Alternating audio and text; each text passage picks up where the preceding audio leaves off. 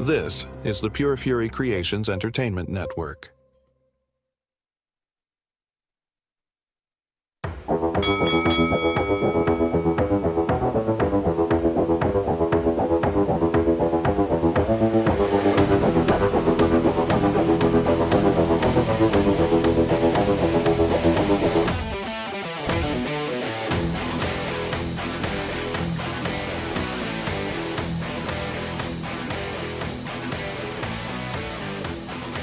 Welcome you to the Fatal 4-Way live here on OATV along with Brian Bolf, Shawn Grugel, Claude L. Edwards. I'm Jason Clouse. We certainly appreciate you tuning in here tonight. We have a lot to talk about as we look back on a pretty historic weekend for professional wrestling. We're going to look ahead to what is on the horizon and potentially beyond.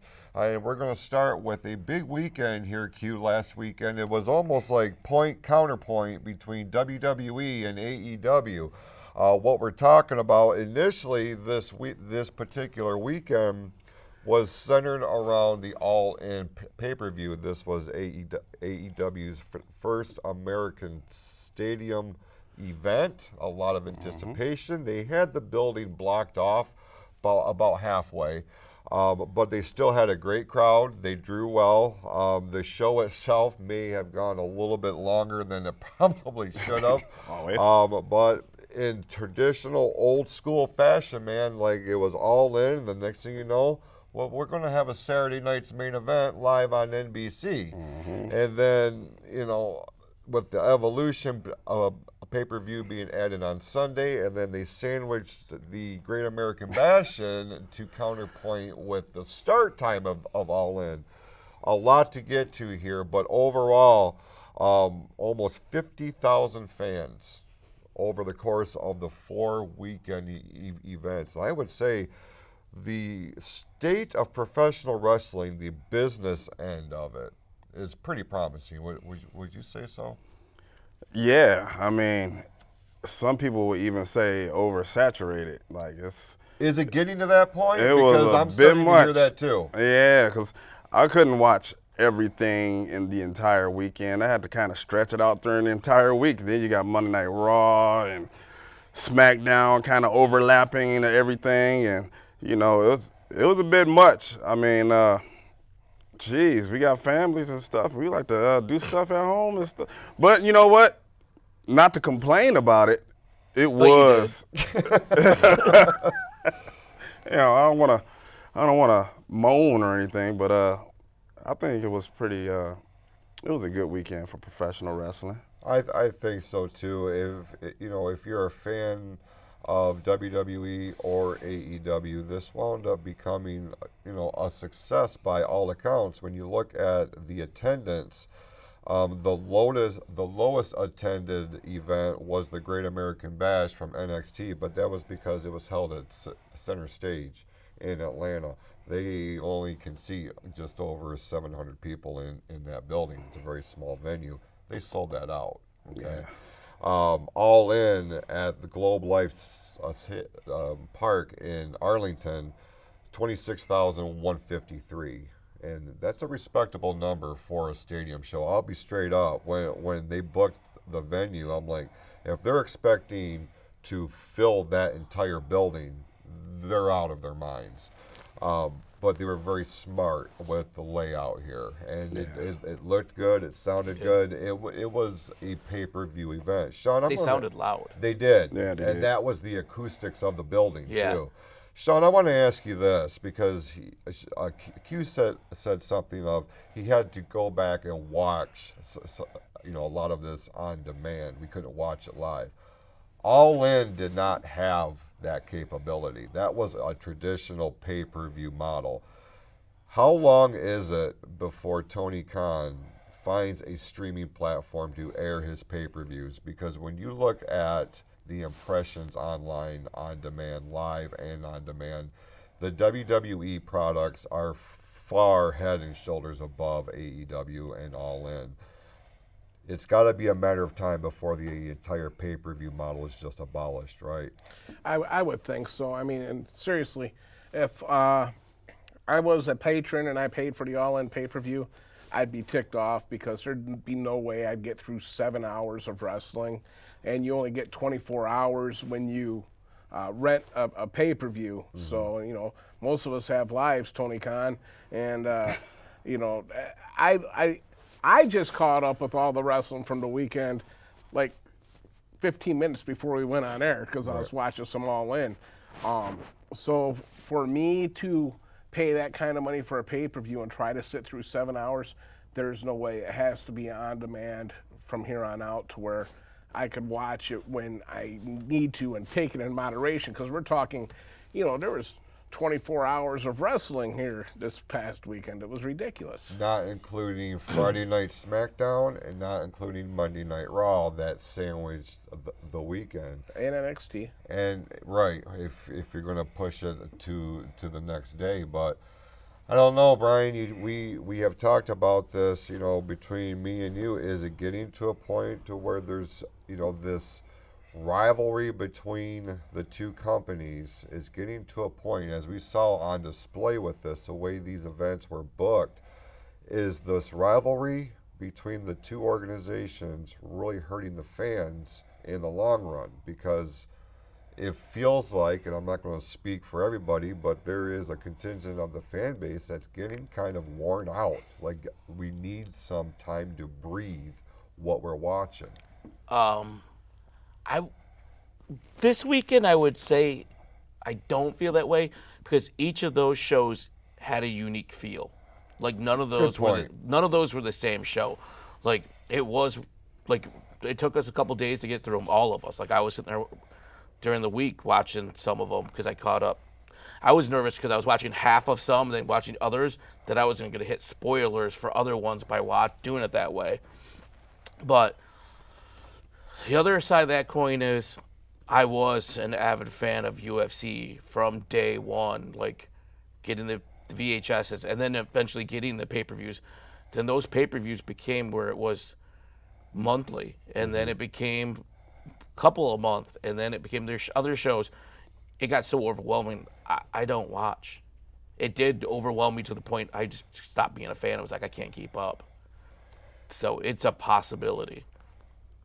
I have worried about that, you know, and we have seen this kind of show booking between rival companies goes way back into the 80s. I mean, there wouldn't be the Survivor Series if there wasn't Starrcade.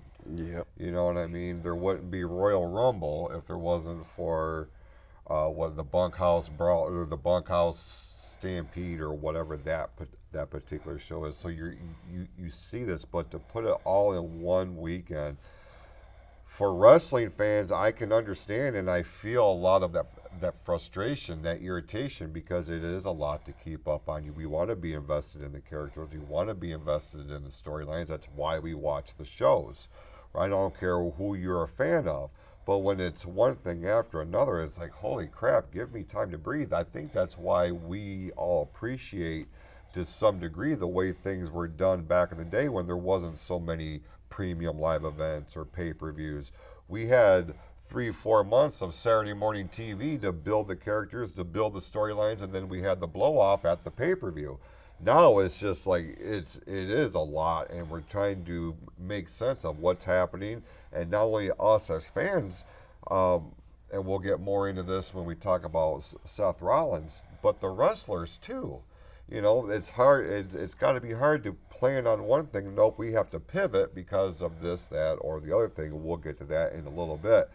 But before we do, let's talk about another piece of controversy. I almost said something else, if I can be honest with you. Bill Goldberg. Bill Goldberg had what was supposed to be his retirement match this past weekend on Saturday night's main event, challenging Gunther for the World Heavyweight Championship. What I felt was a pretty legit way to send him off in terms of his last appearance being on a WWE show, because when you think of Goldberg, primarily you're thinking WCW. That's where he came from. He was the face of WCW for a long, long time. He had success here in WWE, but in my opinion, he just wasn't the same Goldberg. No. It was a name, but it wasn't the guy. Okay. But I appreciate what he did for the business, more specifically WCW. I thought putting this on Saturday night's main event in Atlanta, he has a well-established history in Atlanta, played for Georgia, played for the Atlanta Falcons, won the WCW title from Hogan at the Georgia Dome. He's got history, right? And it's Gunther, one of the biggest names in WWE, the World Heavyweight Champion. By all accounts, I thought it was a good way to send him off. Apparently, Brian, we'll start with you. Bill didn't think so. No, apparently not. not. In a rather polarizing appearance, just days after this match, Goldberg has more or less pissed on all of WWE, NBC, a good portion of the fan base, in my view. I understand he's upset that part of his retirement speech was cut by NBC. That was an NBC call. Absolutely. They're on network television. Hard out. And yet, WWE still went and posted the full thing online. So and yet, you still hear complaints. We'll go around the horn here. What was your initial opinion of Goldberg's, grievances with the way his retirement went? Do you agree with any part of this? No, I agree with none of it. I wish I could remember everything I said to you at work. I don't.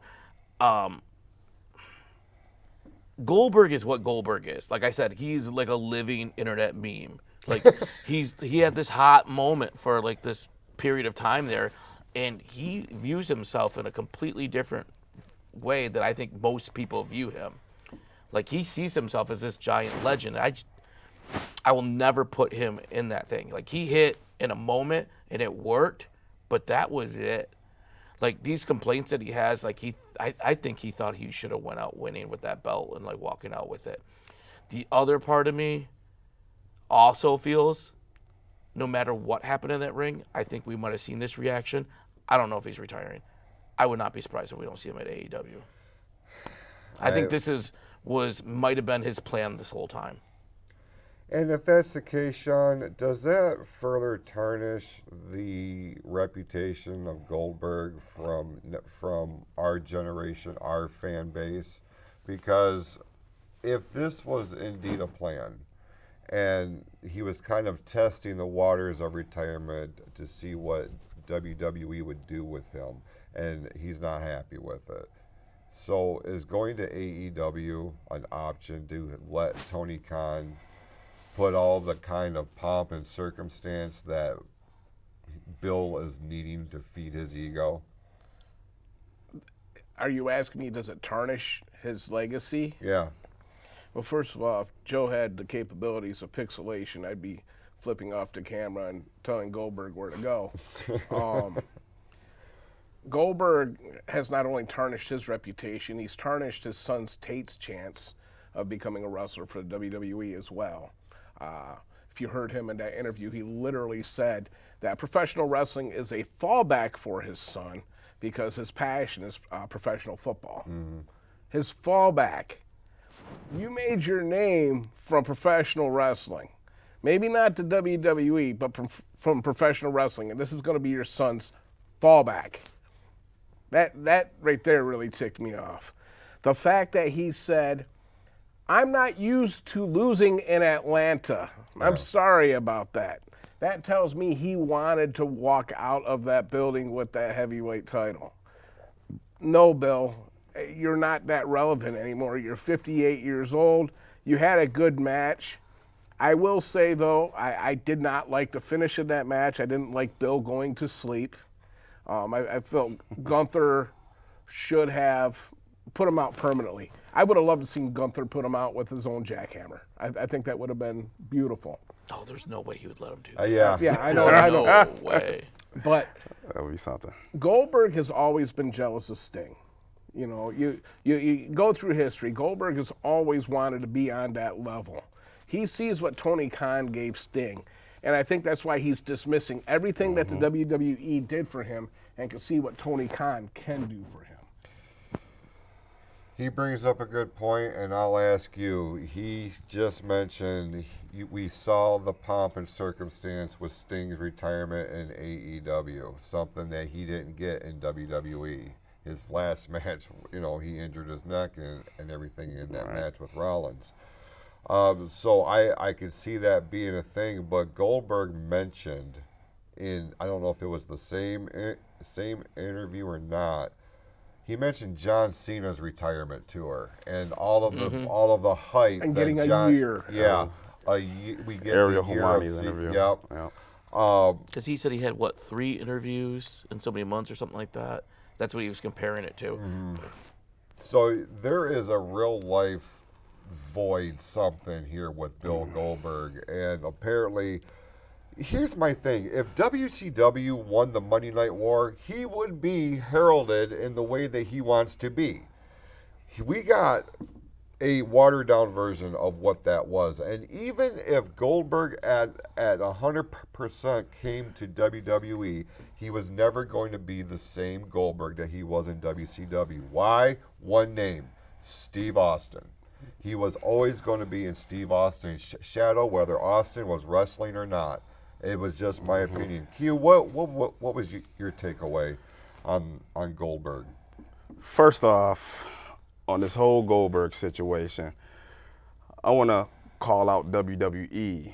Not for what just happened this past weekend. WrestleMania, I believe, 33 should have been Goldberg's send-off. Yeah. It should have been cut off right there. That was against Undertaker? That was against Brock Lesnar. Oh, Brock Lesnar, okay. When Brock finally got his win back. Mm-hmm. Oh, that was Saudi Arabia where he wrestled Undertaker. Yeah. wasn't it? Yeah, My that was- bad. yeah. That was, See, that would have never happened. Yeah, If they would have cut it out, it's WrestleMania 33, and that would have been it. We wouldn't even have this conversation. But the fact that they kept bringing him back for these small runs, defeating people like Kevin Owens, defeating people like The Fiend, the people that were hot at the time, and pretty much blowing up this man's ego, it pretty much all led to this. We had this big weekend. He finally wanted it. He wanted this retirement match that he should have already been gone. You know, this should never even happen. You know, he wanted this retirement match. He finally got it, and he complained about it. I mean, it was almost expected. Like, I don't even see how WWE didn't see this coming. Right. Like, Triple H knows this guy. and even though he didn't win, he's still going to take away, well, I took Gunther's chops and I laughed it off. See, that's what pissed me off. Me too. I thought it was going to 100%. hurt I more. thought it was going to hurt more. Yeah. And like he goes, I apologize. I went out and I apologized to him. I just thought it was going to hurt more. I'm like, what a backhanded compliment. Yeah. I'm like, This dude, and I'll go ahead and say it, this dude has no respect for everything about pro wrestling. He just does not. He never has. Never has. Because much like what he said about his kid wrestling being a fallback or whatever, that's what this was. Yeah. For him, because he suffered an injury and he couldn't play football anymore. So he goes to the power plant and he becomes another version, a bigger version of what Steve Austin was becoming. Yeah. With no training. Right. You put him out there, you put him on this BS win streak, you have him go over Hogan, hoping to pull a good match. Look, anything after the 5-minute mark, and that's once he makes his entrance, it's over. He's gassed, he has nothing left. he only has 2 moves. Yeah, 100%. But he was handed everything. That's why he's still expecting everything. Well, yeah, and you see why the results have been what they are. We can go back to WrestleMania 20 when both he and Lesnar were leaving the company. Nobody gave a crap. They wanted him gone. Both of them gone. You don't want us. We don't want you. I can put him in the same role with the Ultimate Warrior, with Lex Luger, although Luger has turned his stuff around. But back in the day, this was just a job. They didn't love this. They were just here for a paycheck, Yeah. and it resonates, man. You cannot BS pro wrestling fans based on what your heart and your intentions are. That's not what this business is about. It just isn't. You know, the only other thing that I can be comparable with is NASCAR. The NASCAR fans, they dial into their drivers, man. They're stars.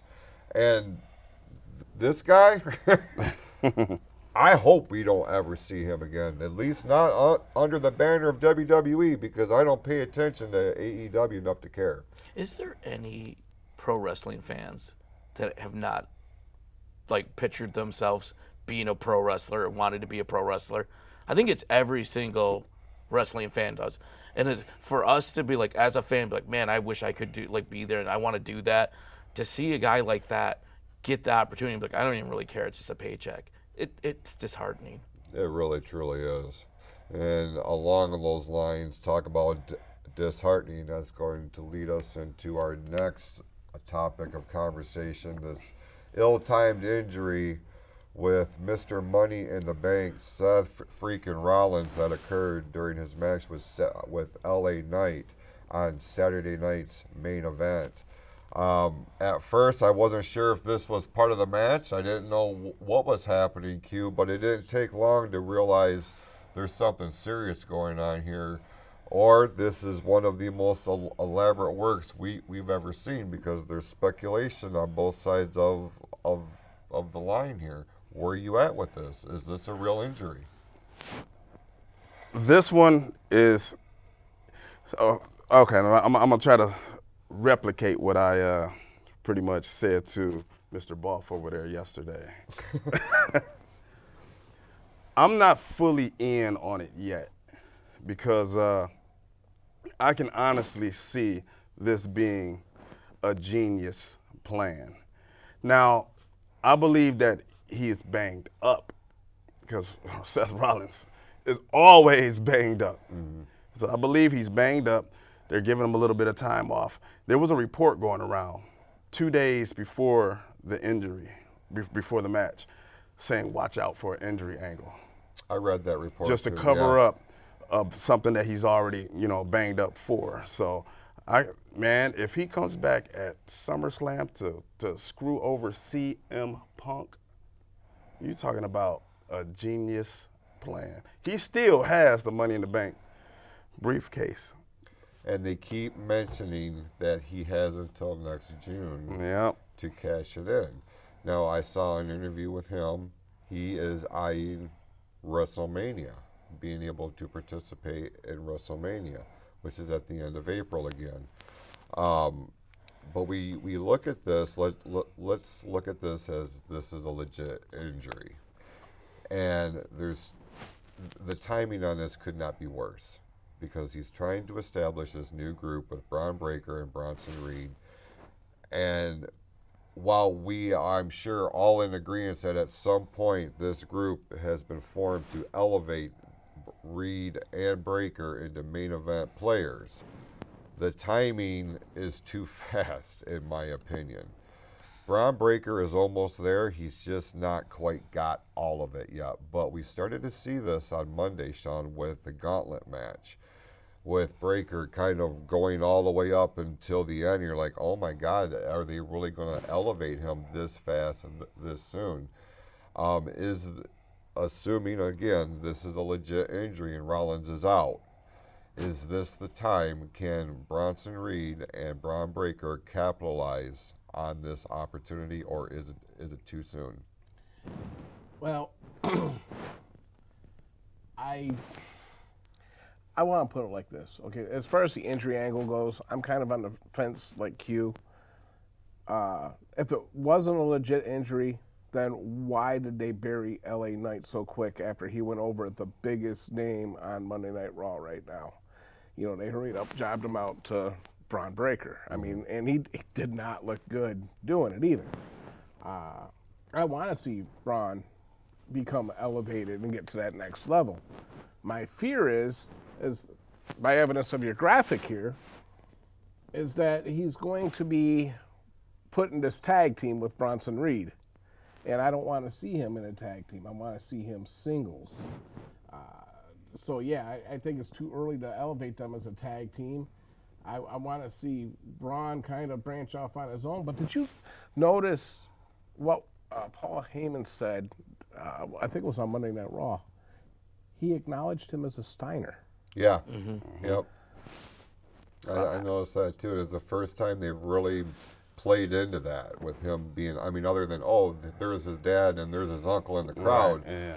But to call him out by name, yeah, that stood out too. Brian, with Rollins out of action ring-wise, one way or the other, whether this is a work or a shoot, is it time to bring in a third member to the group? Who's the third guy? Who's the third man? I don't know. I don't know with this group if I would. Like, I feel like there's so much going on because, like, you have obviously Seth is constantly, if not injured, even maybe if injured, always going to get airtime, and you're definitely putting a lot on the back of Braun Breaker at this point, like we just saw with the Gauntlet match. And I think they kind of want to use Bronson Reed more because he seems like he's kind of in the shadows now. Mm-hmm. If you had a third member, and like I said, if Bronson Reed feels like he's kind of in the shadows, what is that guy going to be? And who would you put? Omos. Word is he's going to AAA. Yeah, I know, but He'd be signed, though. yeah. No, this is when you. No, I'm not even going to say it. Not even going to say it. Well, he mentioned L.A. Knight quickly being buried following that win. And I think that's why, for me, when this happened, I'm like, oh man, there's something really going on here. L.A. Knight's body language, his facial expressions, like even after they quickly went into that finish on Saturday night's main event, you knew something just was not on script. I hate using that phrase, but you knew something was happening here. L.A. Knight has been desperate to try to find a way to gain momentum to put him in the main event. Was this his last shot against a main event talent on something that is meaningful like a Saturday night's main event? It's kind of hard to say with L.A. Knight, man. It really is, right? Because we said last time was his last time, and and he keeps bouncing back. One thing, even if you digress in the ring with him getting older and everything, that charisma is not going away. No. He's this generation's Roddy Piper. Yeah, he's always so close to that heavyweight title. He's so charismatic, but I don't think they're ever going to give it to him. I'm not going to give it to him, no. I mean, it's going to be a lot of bodies that's going to have to go down before they even consider L.A. Knight. I don't know, man. Like, I feel like when you look over the course of history for the WWE Championship, we've gotten title reigns from the Great Khali, from Jinder Mahal, from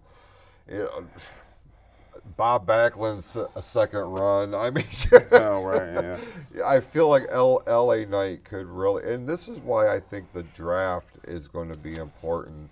And now I see why, and this tied into the conspiracy theory of, is this a work? Because they kept pushing the draft back. It was supposed to be in April.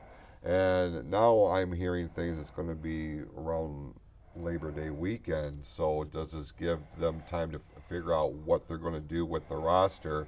And in the event that this is a real injury and he is legitimately hurt and on the shelf, man, you kind of dodged a bullet in that regard. Well, speaking on that draft thing, but they secretly pretty much moved L.A. Knight to Raw without even having the draft. And right. So it's like, they're already shuffling the pieces around. That's what they did with Naomi. Yeah, I say Naomi too. Naomi, well, she got the belt, so. Yeah, that was a cash in for sure. What we're going to do right now is we are going to take a quick timeout. We're going to run an ad or two. You can be a part of the conversation on the other side by calling in at 810-277-3743, or you can correspond with us in the live chat. With that, we will be right back with more of the Fatal 4-Way live on Owen TV right after this. 9, 8. Are you or someone you know having thoughts of suicide or experiencing a mental health or substance abuse crisis? 988 connects you to compassionate, confidential support for free. 988. 988 is the new 3-digit dialing code for the Suicide and Crisis Lifeline. For years, the Lifeline, formerly known as the National Suicide Prevention Lifeline, has answered tens of millions of calls and helped people overcome mental health-related distress. 988 is the same trusted resource. When you call, text, or chat 988, you'll be quickly connected to trained crisis counselors who will listen to your concerns, provide support, and get you additional help if needed. There is hope. The Lifeline works. You are not alone in crisis. Just call, text, or chat 988. 988. Knowing how to identify signs of crisis in others and help connect them to resources like the 988 Suicide and Crisis Lifeline is an important way to prevent suicide in Lake Orion. For information about free suicide prevention trainings offered in our community, please visit the North Oakland Community Coalition at noccmi.org. 988.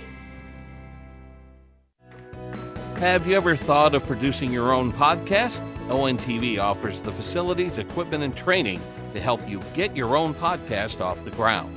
Learn how to record your show and get it out to the world.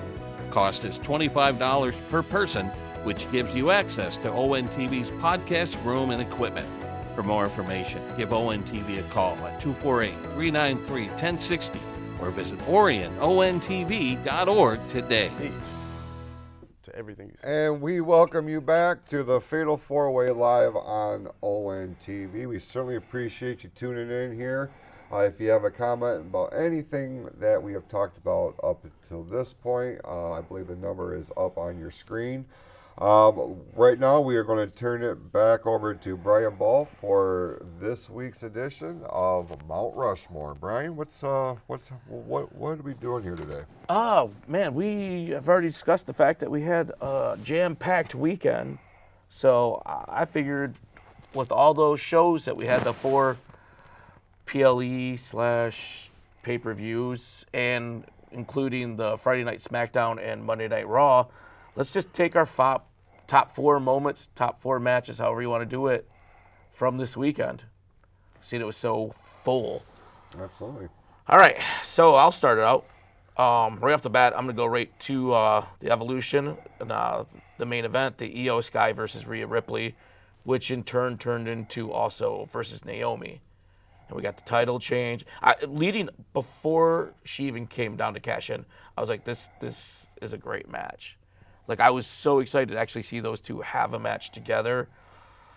I was like, then when they got the interruption, I was like, oh no, it's going to ruin this match for me. It didn't. I still really enjoyed it. I was happy Naomi got the belt. I mean, we've talked about it even when we said about her winning, figuring we thought she was going to win the Money in the Bank case. So I put that one on there. Sticking right there with Evolution, I also put the women's 4-way match for the tag team belts. I think the NXT girls got a real good chance to shine, especially Sol Ruka. I mean, they let her hit the double. They let her hit it on Charlotte, which I was shocked. Charlotte saving Alexa from the spear, I thought was a great moment with her, like basically hovering over and holding her and sitting down like that. I think that really establishes what they're going to do with those two. And I actually really excited for them as a tag team together. It's also a testament to how that match was booked. You get that many bodies out there, that becomes a cluster. You know what I mean? So for it to stand above everything else over the course of the weekend is a real testament to those who were involved and who put all that, make it all work. So. And I don't know if it's just me, but I feel like Asuka seems like she's got a whole new fire to her since she's came back. She seems so aggressive, and I was really enjoying watching them as the Kabuki Warriors again. Mm-hmm. Same. Yeah. I was like, this is like this. I could get behind this. Yeah. Especially as fired up as she has been. All right, though. Next up, I jumped over to Raw for the Gauntlet match for Gunther's next opponent. We were talking about it, Braun Breaker. We got to see some matches with Braun Breaker that we kind of wanted to see. I mean, put him against nothing but top talent there, and to see him go through 3 of them quite easily and get all the way to the point it was CM Punk. It was that was impressive. Like they're definitely putting a lot on his shoulders. Then last, I went over to AEW. I don't think I would ever imagine myself saying this, but I'm going Young Bucks versus Will Ospreay and Swerve Strickland. I'm out of here. I even put, when I texted you, I put ugh Yeah. in my text. Watching that match, that was a great match. Like, and it wasn't a lot of high flying stuff. It was a lot of choreographed, like you called it, basically a very well choreographed dance. It was impressive, especially for as long as it went too. Yeah. It's hard to do like that many sequence like moves like that without some type of botch. Yeah. And they did. I didn't see it. Well, when you do that, then that's all you do. You got to get good at it at some You assume. point. I'm just saying. So, what was your top 4 moments from the weekend? Bill Goldberg versus Gunther. No, not really. Let's all leave. But watching Doug, but seeing Doug Dillinger and Ernest the Cat Miller walk out. Ernest the that Cat was Miller, that cool. blew me away. I was like, that oh. was cool. That was cool. So I mean, just seeing those Best two. part of that match. Yeah, Yep. especially Doug Dillinger knocking on the door just like he used to do Yeah. back in the '90s. I thought that was Fun throwback. that was really awesome. Then Jelly Roll taking the Claymore from Drew McIntyre. I like Jelly Roll. You know, when it's got the little Debbie name over top of it, but Jelly Roll by himself. You know, being a wrestler, I don't know. I kind of chalk that up to like Speed and 2 Chainz and all these other guys there showing up. Not real happy about it, but watching Drew McIntyre put a foot in his face made me feel pretty good. That's for you, Sharon. Tony Storm beating Mercedes Moné. Thank you. Tony Storm, I think she's got one of the best gimmicks in AEW right now. You know, I don't like Mercedes Moné. I can't take nothing away from the fact that she's bringing women's wrestling to all, you know, corners of the globe. I know corners globe, but same thing. But, you know, it shows me that maybe Mercedes is starting to care a little bit more about what people are thinking about her than what she's thinking about herself, actually giving up a little bit of that creative control. And then finally, Trish Stratus and Tiffany Stratton. First of all, Trish Stratus looked like $1 million. And then her and Tiffany Stratton trading blows in the middle of that ring. I mean, Those slaps, yeah. yeah, they were firing off on one another. I mean, you looked at Trish, she had handprints all over her. I was very impressed with that match. I thought, well, I know. I'm a PG. look, I'm 51 years old. But, you know, so seeing Trish in that type of shape, going out there, doing that match at her age, take nothing away from the fact that, you know, she's a legend. She put on an incredible show and made Tiffany look like $1 million. One thing about Trish Stratus during the course of her career, she wasn't afraid to put herself out there. You know, she put herself. I mean, I still think about vividly her getting powerbombed through a table off the top rope by Bubba Ray Dudley. Yeah. You know, that chick is tough, tougher than a $2 steak, as they say. Go ahead, Q. All right. 5 letters, 1 word. Women. To me, this whole weekend was all about women. I mean, so my 4 matches. My first one is going to be EO. EO and Rhea Ripley, man, they killed it. To me, the best match of the entire weekend. I mean, even better than Goldberg's match. I mean, it was awesome. Awesome. And even with the cash in, and just like Brian said, when I heard the music, I was like, oh man, it's gonna ruin it.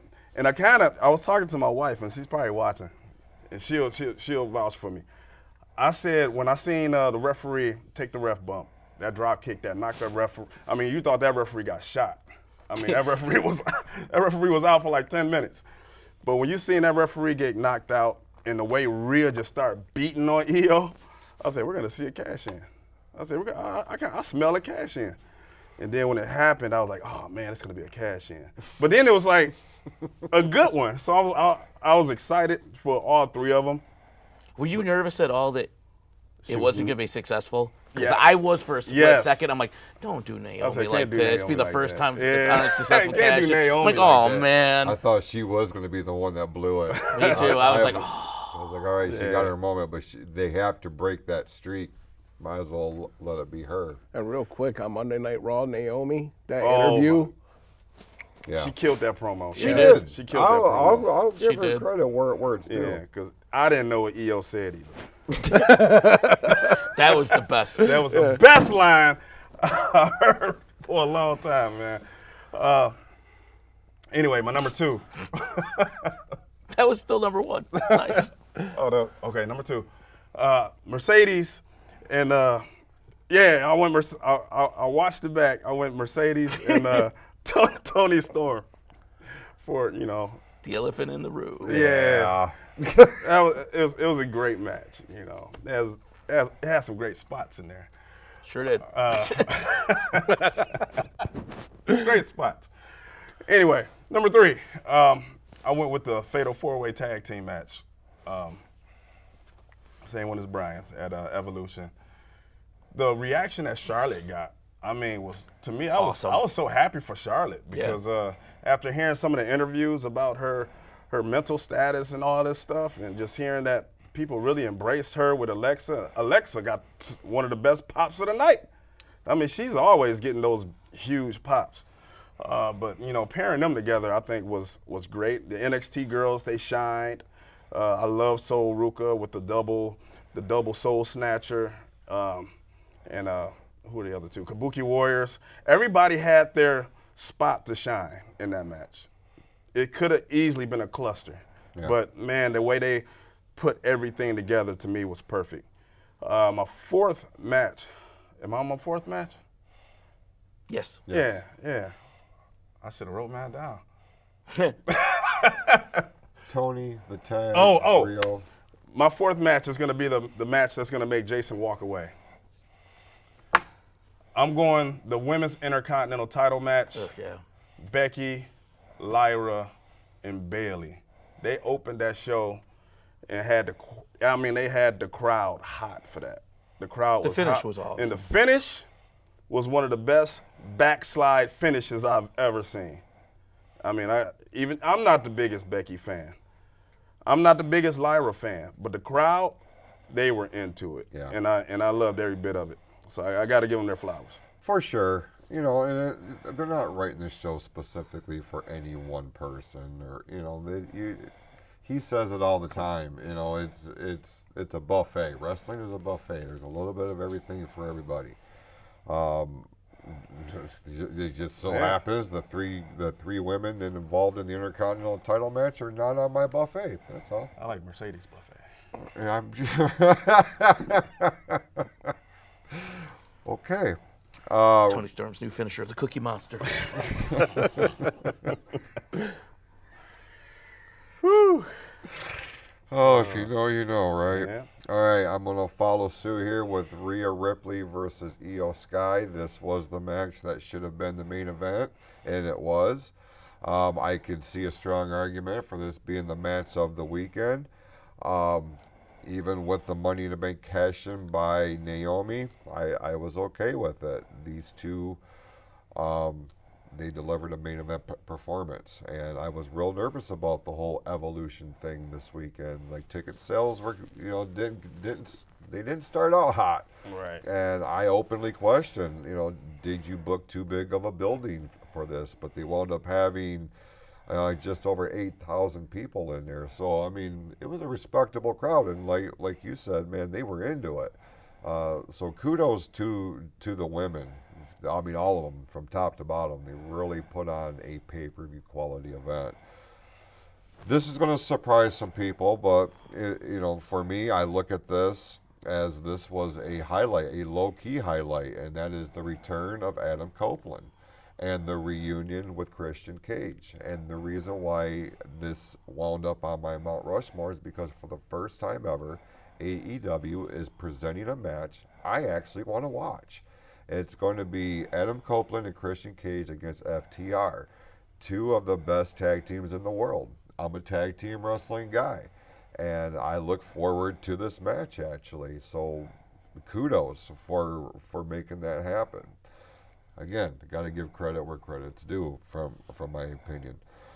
The gauntlet match, CM Punk, winning one of the best gauntlet matches I've seen in a long time, and they really held my attention from start to finish. Braun Breaker was obviously the MVP of that match, with LA Knight and then Jey Uso and Penta, three legitimate stars, man. A couple of them, they're going to be the future of this company, and we got to see a preview, of what we're going to see in premium live event main events.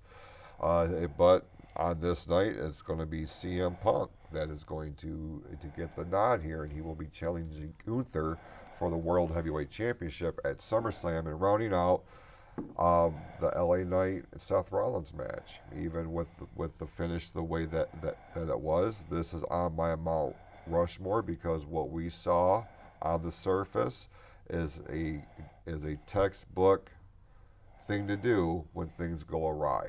You call an audible in the ring, and put on the professionalism of everybody on scene. Rollins making the call, the referee to communicate, and LA Knight to execute. I felt like, and I was hoping, all right, LA Knight just got this huge win. Let's put the rocket to him now and put him in the main event picture. And apparently that's not going to be a thing quite yet, but we'll have to see how this goes. And we will use this as the transition for a quick programming note. In 2 weeks' time, 2 weeks from tonight, will be the big SummerSlam preview edition of the Fatal 4-Way. Right now, as this show is set up, and it is the first two-night SummerSlam ever. And we have Cena and Cody Rhodes for the WWE Championship. We have Punk and Gunther. Randy Orton is going to be teaming up with Jelly Roll to take on Drew McIntyre and Logan Paul. No, we're not joking.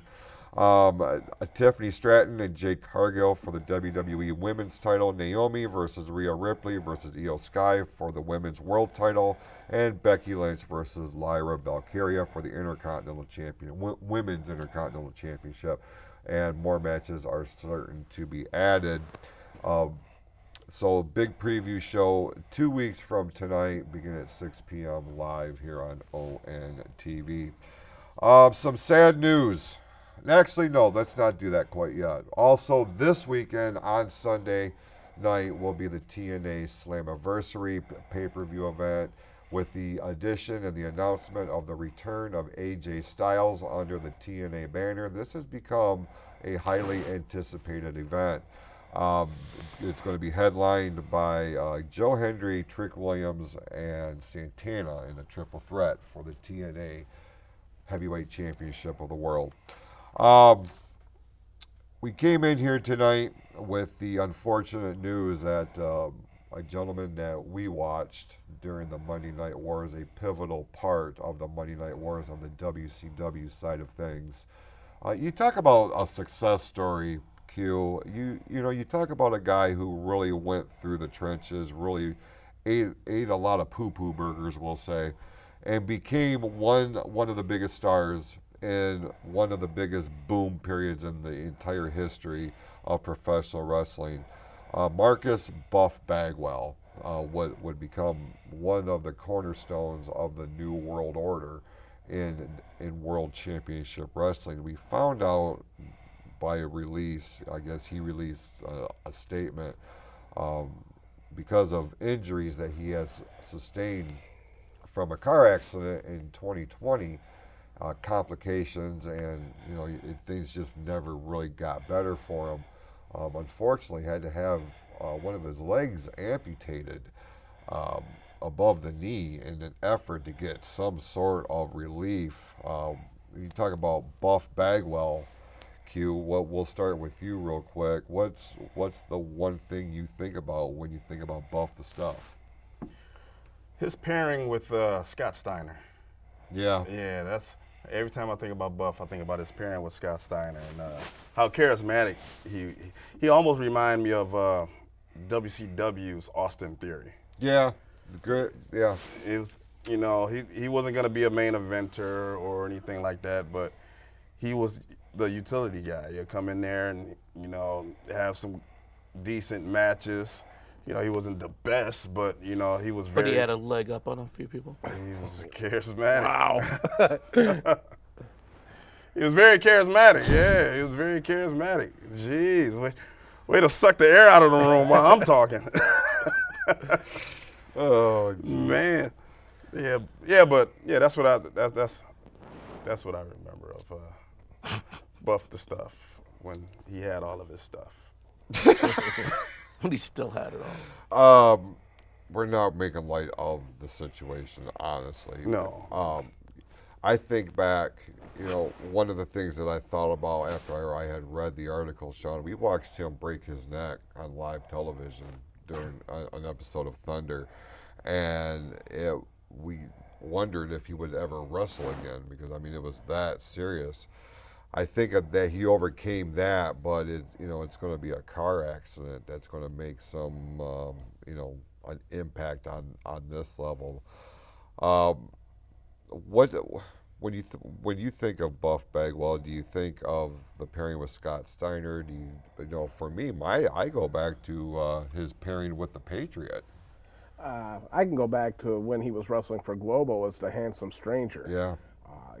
I've watched. Sounds like a serial killer name. Yeah. Well, he used to come down with a Lone Ranger mask and a rose. It was before the what the heck's the name of that show? The Bachelor. Yeah. And Nice to we pretend like you don't know and making us all say it. I've never watched. Way to throw us under the bus. Cool. But I watched him go through the mud. I watched Judy Bagwell on a pole versus Chris Canyon. My God, yeah. See, I was gonna say, wasn't Judy Bagwell part of that? That was like, I have to rewind my memories. I watched him in the American Males with Scotty Riggs. And then what happened to him in the WWF when he finally made it and was gone after one match. This is one instance I can name drop on this show. I was on a couple shows with him here in Detroit. Probably one of the nicest guys you've ever met in your life, and treated everyone like they were his best friend. And to watch him go from being the Buff Daddy with Scott Steiner to wrestling in local bars, he's really has gone through it and still going through it to this day. And I kind of feel bad for him. And I do feel bad for him. There's no kind of feeling bad for him. When I think of him, I really do think of the Global days. So it goes all the way back to then. So. Yeah. What was your impression of Buff Bagwell as a wrestler? I liked him, but I mean, you look at Buff Bagwell and he looks like a guy that you're not gonna like. Yeah. He looks like this egotistical type of guy. You're like, gross. He looks like what I think of when I think of New Jersey guys. We don't broadcast all the way to New Jersey, right? I mean, they could see it. Whew. I mean, but we're not going on tour, so. All right, as long as we're not hitting the Jersey Shore anytime soon. That's what he reminds me of. But man, he was charismatic. Like, he was fun to watch. His evolution into the Buff character is what I take away from it. I was like, man, he started out as this, became that. Because I remember him from, as the Handsome Stranger too. I was like, oh, okay, that's Marcus Alexander Bagwell. And, I think of his first appearances on WCW and just how much Jim Ross just kept hyping his college career and all this other stuff. Then he becomes Buff in the middle of the Monday Night War, and it's just like, man, that's a guy that knew how to evolve. Mm-hmm. But he just kind of stopped evolving. He got to a point and just kind of, I'm good here.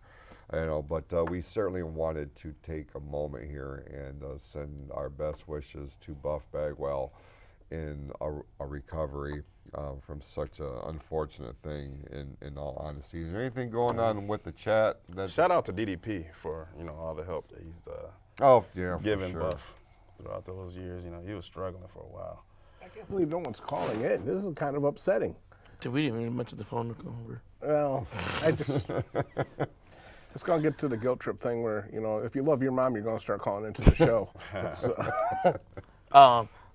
I'll do an honorable mention real quick on my list. Yeah. That women's battle royal match. I think they really let Lash Legend shine, which was kind of surprising. And man, she looked like a monster out there, especially when Zelina Vega turned around and she was towering over top of her. Man, the size difference. Oh, my Zelina God. Vega's like what, 4'10" or something? She's a small girl. little. Yeah. Tiny girl. That was a perfect pairing to do, though, to make Lash look like a monster that she is. And to pick up Nia. And hold her. I wish they would have let And her walk body with slammed her out. That would have been a great spot. Well, I mean, she picked up Otis. Yep. Probably last year she picked him up and body slammed Otis. So if she can get Otis up, yeah, she definitely should have been able to slam Nia. You know, you mentioned the Battle Royal. The one thing that I appreciated about the Battle Royal, they made it feel like something on the card, too. It wasn't just, we have all these extra women left over. Let's give them a quick payday. Right. Let's have a Battle Royal. They added stakes. Yes, the title shot at Clash at the Castle, and Stephanie Vaquer is the one who's going to wind up challenging for that, which is a cool opportunity too. This is new talent, a newer face to the main roster. I really, we could sit here all day long and armchair quarterback what's working and what's not, and everybody seems to focus on what's not. I like to focus on what is. And it's those little nuances like that, putting stakes on a battle royal. Yeah. Not just for us as fans watching it, but you got to believe for the women too. Like, I am part of something, Well, and seeing Stephanie McMahon added more credibility to that too, standing there interviewing Stephanie. Yeah. So, I mean, to say what you want, the McMahon name still carries a little bit of weight. Yeah. They gave Kalani Jordan the Kofi Kingston the treatment. Kofi spot, yep. But that was my problem with the Andre the Giant Memorial Battle Royal. There was no stakes. Right. And look at this year's winner was Carmelo Hayes. Where is he? Right. Now that is something where it's just like, we're just going to get you a payday. But it's not even on WrestleMania anymore. Right. It's on SmackDown. It's like, well, what the hell are we doing then? But yet you got a 3-hour pre-show. Yeah.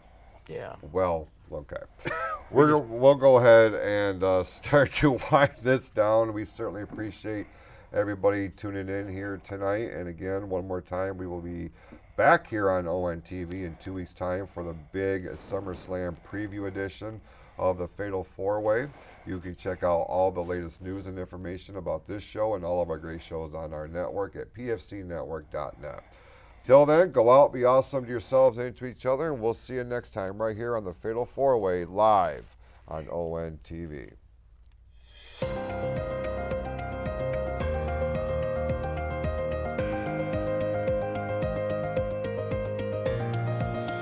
This is the Pure Fury Creations Entertainment Network.